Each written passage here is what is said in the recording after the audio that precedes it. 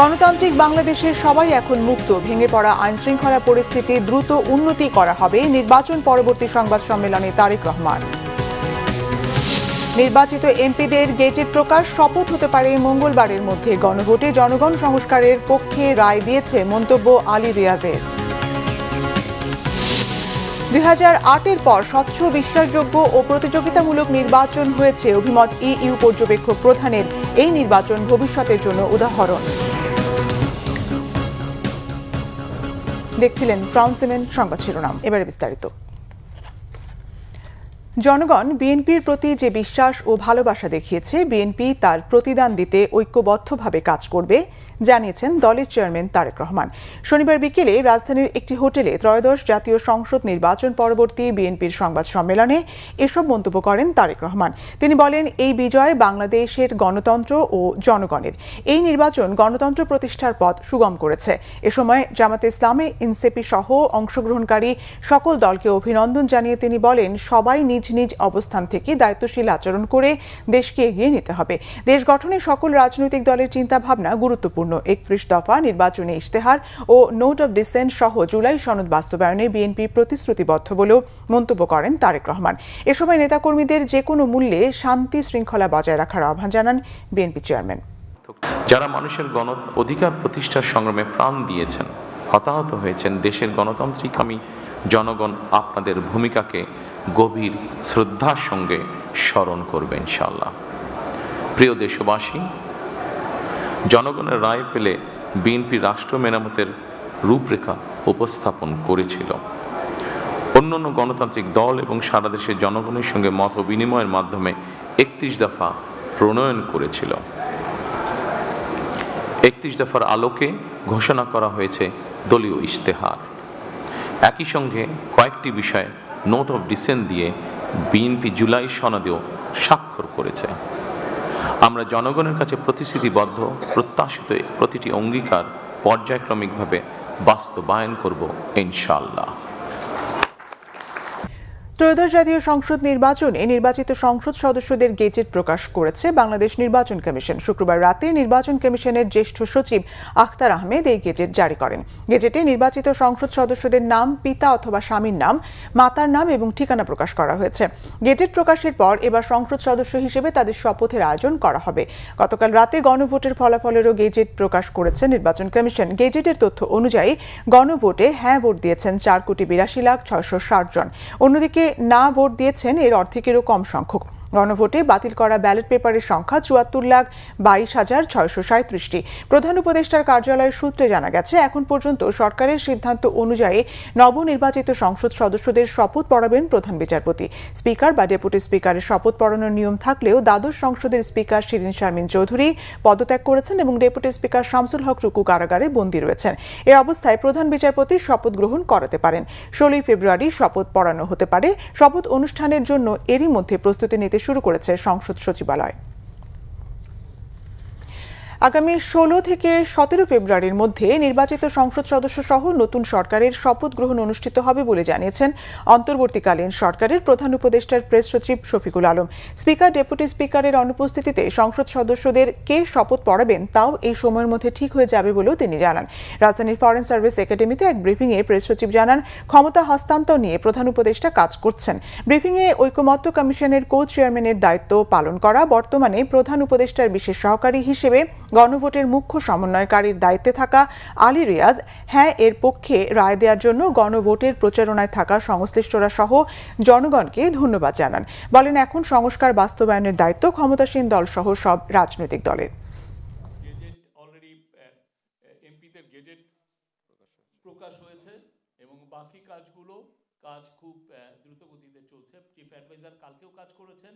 দ্রুত শপথ সম্পূর্ণ হবে, আর খুব দেরি হলেও এটা 16 বা 17 তারিখ, এর পরে যাবে না।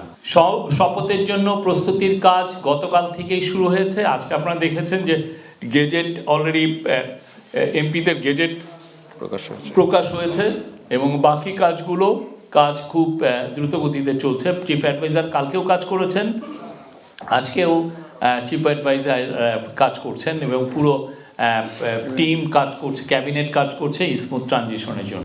ত্রয়োদশ জাতীয় সংসদ নির্বাচনে বিপুল সংখ্যাগরিষ্ঠতা নিয়ে জয়লাভ করায় বিএনপি চেয়ারম্যান তারেক রহমানকে শুভেচ্ছা ও অভিনন্দন জানিয়েছেন প্রধান উপদেষ্টা ডক্টর মোহাম্মদ ইউনূস। প্রধান উপদেষ্টার জ্যেষ্ঠ সহকারী প্রেস সচিব ফয়েজ আহমেদ এ তথ্য জানান। শুভেচ্ছা বার্তায় প্রধান উপদেষ্টা বলেন, ত্রয়োদশ জাতীয় সংসদ নির্বাচনে আপনার নেতৃত্বে বাংলাদেশ জাতীয়তাবাদী দল বিপুল সংখ্যাগরিষ্ঠতা অর্জন করায় আপনাকে আন্তরিক অভিনন্দন ও শুভেচ্ছা জানাচ্ছি। গণতান্ত্রিক উত্তরণের ঐতিহাসিক প্রক্রিয়ায় জনগণের এই সুস্পষ্ট রায় দেশের সাংবিধানিক ও গণতান্ত্রিক ধারাবাহিকতা এবং প্রাতিষ্ঠানিক স্থিতিশীলতার ক্ষেত্রে অত্যন্ত গুরুত্বপূর্ণ মাইলফলক হয়ে থাকবে। প্রধান উপদেষ্টা বলেন, তিনি দৃঢ়ভাবে বিশ্বাস করেন রাষ্ট্র পরিচালনার গুরুদায়িত্ব পালনের ক্ষেত্রে তারেক রহমান তার প্রজ্ঞা, গণতান্ত্রিক মূল্যবোধ ও জনকল্যাণমুখী চেতনার আলোকে দেশকে একটি স্থিতিশীল, অন্তর্ভুক্তিমূলক ও উন্নয়নমুখী পথে এগিয়ে নিতে পারবেন। প্রধান উপদেষ্টা তার বার্তায় তারেক রহমানের পিতা শহীদ রাষ্ট্রপতি জিয়াউর রহমানের আদর্শ ও রাষ্ট্র দর্শন এবং মাতা সাবেক প্রধানমন্ত্রী বেগম খালেদা জিয়ার আপসীর নেতৃত্ব ও গণতন্ত্রের প্রতি অঙ্গীকারের কথা স্মরণ করেন। জামাতে ইসলামী একটি গঠনমূলক ও দায়িত্বশীল বিরোধী শক্তি হিসেবে জাতীয় সংসদ ও রাজনৈতিক অঙ্গনে সক্রিয় ভূমিকা পালন করবে বলে আশা প্রকাশ করেছেন প্রধান উপদেষ্টা ডক্টর মোহাম্মদ ইউনূস। ত্রয়োদশ জাতীয় সংসদ নির্বাচনে মর্যাদাপূর্ণ ফলাফল অর্জন করায় জামাতে ইসলামীর আমির ডক্টর শফিকুর রহমানকে অভিনন্দন জানিয়ে তিনি এই আশাবাদ ব্যক্ত করেন। নির্বাচনে জামাতের সক্রিয় ও ব্যাপক অংশগ্রহণ, দৃঢ় প্রতিদ্বন্দ্বিতা এবং পরবর্তীতে নির্বাচনের ফলাফলকে শান্ত ও মর্যাদাপূর্ণভাবে গ্রহণ করায় ধন্যবাদ জানান প্রধান উপদেষ্টা।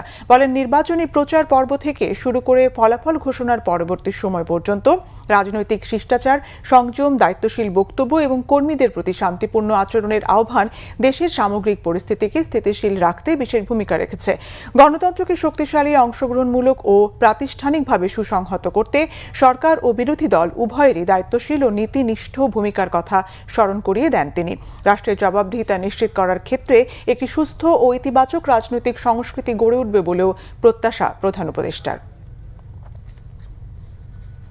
সফলভাবে জাতীয় ত্রয়োদশ সংসদ নির্বাচন সম্পন্ন করায় বাংলাদেশের জনগণকে অভিনন্দন জানিয়েছে জাতিসংঘ। একটি শান্তিপূর্ণ ও সমৃদ্ধ জাতি গঠনে পূর্ণ সহযোগিতার আশ্বাসও দিয়েছে সংস্থাটি। স্থানীয় সময় শুক্রবার নিউ ইয়র্কে জাতিসংঘের সদর দপ্তরে এক নিয়মিত সংবাদ সম্মেলনে এসব কথা বলেন জাতিসংঘ মহাসচিব অ্যান্তোনিও গুতেরেসের মুখপাত্র স্টিফেন ডুজারিক। সাংবাদিকদের উদ্দেশ্যে ডুজারিক বলেন, শান্তিপূর্ণভাবে জাতীয় সংসদ নির্বাচন ও গণভোট আয়োজন করার জন্য জাতিসংঘ বাংলাদেশের জনগণের প্রশংসা করে। সমৃদ্ধ ভবিষ্যৎ গড়তে জাতিসংঘ সবসময় বাংলাদেশের পাশে থাকতে প্রতিশ্রুতিবদ্ধ বলেও মন্তব্য করেন ডুজারিক। জাতিসংঘ মহাসচিবের পক্ষ থেকে ডুজারিক আরও বলেন, জাতিসংঘ বাংলাদেশ গণতন্ত্র ও আইনের শাসন নিশ্চিত, রাজনৈতিক দলগুলোর মধ্যে জাতীয় ঐক্য গড়ে তোলা ও দেশের সংখ্যালঘুদের সুরক্ষা নিশ্চিত করার উপর জোর দেয়। বাংলাদেশে নতুন সরকারের নেতৃত্বে অন্তর্ভুক্তিমূলক ও টেকসই সংস্কারের আশাও প্রকাশ করেছেন জাতিসংঘ মহাসচিবের ওই মুখপাত্র। ত্রয়োদশ জাতীয় সংসদ নির্বাচন অবাধ, সুষ্ঠু ও নিরপেক্ষ হয়েছে। দেশের মানুষ দেখেছে ভোটের উৎসব। নির্বাচন নিয়ে এমন মূল্যায়ন ইলেকশন অবজারভার সোসাইটি ইউএসএর। শনিবার ঢাকা রিপোর্টার্স ইউনিটিতে সংবাদ সম্মেলনে এসব জানান নির্বাচন পর্যবেক্ষণ সংস্থাটি আরও বলছে, নির্বাচনে অনিয়ম চোখে পড়েনি। নির্বাচনের দিন আইনশৃঙ্খলা পরিস্থিতি প্রত্যাশার চেয়ে বেশি ভালো ছিল। বিশেষ করে বাংলাদেশ সেনাবাহিনীর তৎপরতা ইতিবাচক প্রভাব ফেলে জাতীয় নির্বাচনে। এ কারণে নির্বাচন কেন্দ্রে প্রার্থীদের কোনো প্রভাব বিস্তার করতে দেখা যায়নি। সংবাদ সম্মেলনে ইউএস এর সভাপতি ইকবাল বলেন, ভোটের আগের রাতে ব্যাপক গুজব ছিল, তবে নির্বাচনের দিন তা একেবারেই ছিল না। খেলার খবর, ক্রিকেট। এবারে টি-20 বিশ্বকাপে সর্বোচ্চ রানের স্কোর গড়ল আয়ারল্যান্ড। ওমানকে হারালো 96 রানে। কলম্বোয় প্রথমে ব্যাট করে 5 উইকেটে 235 রান তোলে আইরিশরা। জবাবে 139-এ গুটিয়ে যায় ওমান। ব্যাটিংয়ে নেমে 64 রানে 3 উইকেট হারিয়ে চাপে পড়ে আইরিশরা। স্পিনার শাকিল আহমেদ 3 ব্যাটসম্যানকে ফিরিয়ে দেন। পল স্টার্লিং চোট পেয়ে ছিটকে যাওয়ায় দলকে নেতৃত্ব দিচ্ছেন লরকান টাকার। তার অবিশ্বাস্য ইনিংসে লড়াইয়ে ফেরে আয়ারল্যান্ড। এবারের আসরে সর্বোচ্চ রানের কীর্তি গড়ে তারা। বিস্ফোরক ব্যাটিংয়ে শেষ 3 ওভারে টাকার ডকলেররা করেন 70 রান। 10টি 4 ও 4টি ছক্কায় 51 বলে অপরাজিত 94 রানের ইনিংস খেলেন টাকার। 35 রানে নকআউট থাকেন জর্জ ডকরেল। 5 উইকেটে 235 রান তোলে আইরিশরা, যা টি-20 বিশ্বকাপের ইতিহাসের ইনিংসে দ্বিতীয় সর্বোচ্চ রান। 2007 সালে কেনিয়ার বিপক্ষে 6 উইকেটে সর্বোচ্চ 260 রানের রেকর্ড গড়েছিল শ্রীলঙ্কা। জবাবে আমির কালিম 50 ও হাম্মাদ মির্জা 46 ছাড়া ওমানের আর কেউ বেশিক্ষণ টিকতে পারেনি। 139-এ অল আউট হয় ওমান। জস লিটন নেন 3 উইকেট। 96 রানের জয় তুলে নেয় আয়ারল্যান্ড। এই ছিল এখনকার মতো। পরের সংবাদ সন্ধ্যা 6টায়, এর আগে 5টায় রয়েছে নিউজ টপ 10 দেখার আমন্ত্রণ রইল। এছাড়া বাংলা ভিশন সংবাদ ও সংবাদ সংশ্লিষ্ট অনুষ্ঠান দেখতে ভিজিট করুন www.bvnews24.com ও facebook.com/banglavisionnews এবং সাবস্ক্রাইব করুন youtube.com/banglavisionnews। ধন্যবাদ।